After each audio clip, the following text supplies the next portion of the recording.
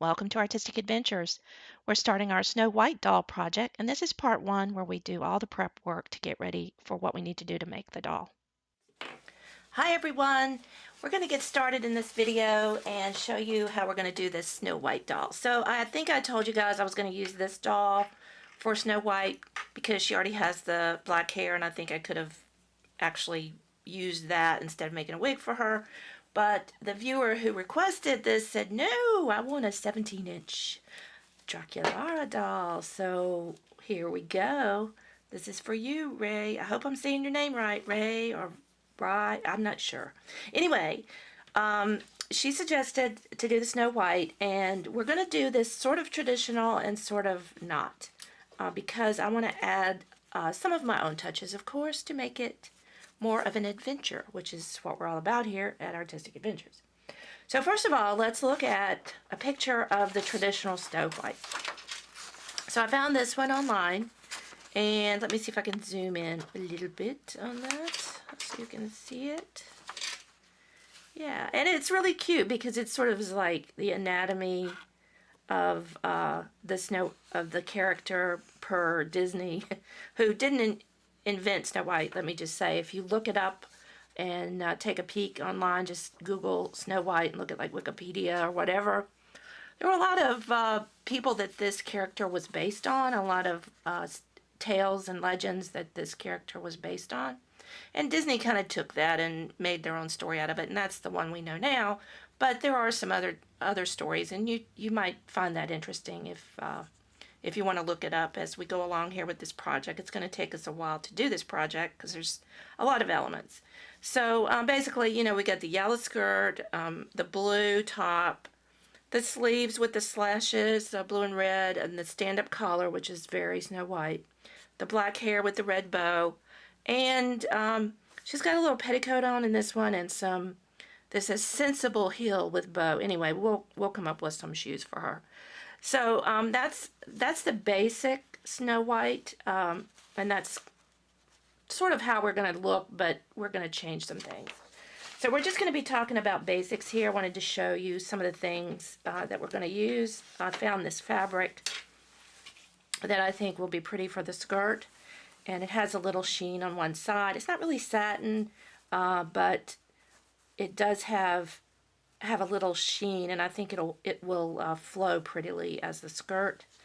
And then for the bodice, I found this pretty blue, which I think will work well. These don't have a lot of stretch to them, either one. This one has a tiny bit more than the yellow, but that's okay because the structured bodice will need a little supportive fabric for that.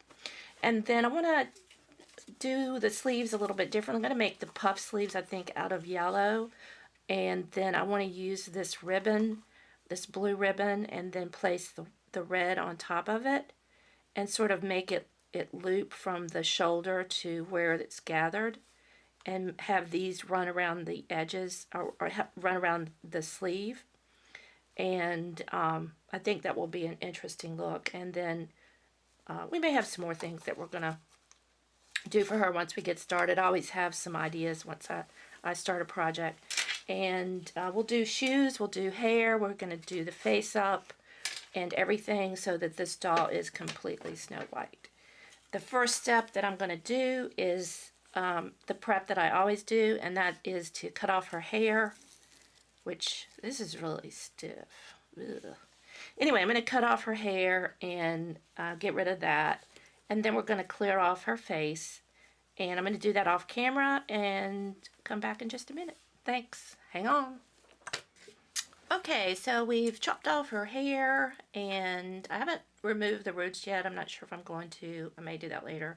I did remove her makeup with acetone and cotton ball, and so that's the basic prep work.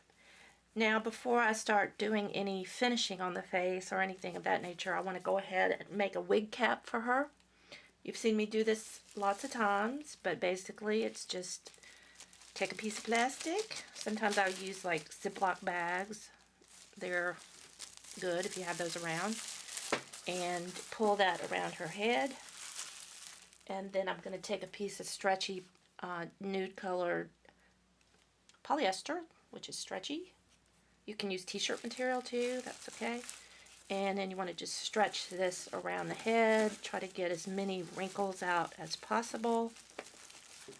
Especially, they tend to pile up in the back. And then I'm going to put a rubber band around her head. Just trying to make sure I've got that all pulled down. Okay. And then what I do is put a layer of glue down. You can use different types of glue for this. I prefer to use E6000. Other people will use just normal, like Elmer's type glue, that white glue. And you want to just make sure you put it a little bit below where her natural hairline is so that you can trim it. You can always, trim this part off if you want to. But this is going to give her a cap that we can apply the alpaca fiber to that we're going to use for her hair. And once it dries, it leaves sort of a, not stiff, but it's, certainly keeps its shape. And the nice thing about this is that it is waterproof, so like I usually end up washing the wig after I apply the fiber, so it doesn't, come off. It's not water soluble like some other glues are. If I do a regular Monster High doll, one tube will do the whole head. For these bigger dolls, I'm going to need probably, I've got 3 tubes laid out. I'm not sure if I'll need all 3. I'm thinking I probably will. Because I've got a little big of a head there. But I've got lots of other videos where I've done this if you want to see it on other dolls. Pretty much use this technique more than I would use. I have done some where I sewed the weft on and different things like that, but I kind of think this works the best for me. So I'm going to finish this off camera and I'll come back and let you see the finished product. Okay, so we finished putting the glue on all the way around, and I used pretty much all of 3 tubes. So we're going to let this draw overnight, and then we'll take it off, and then we'll trim around to get the cap that we need to fit her head. I'll show you that in a later video, and then we'll also at this point be able to put the base coat of the matte medium down, which I showed you how to do that in the previous video that I did yesterday on using the airbrush and using that to put down the matte medium.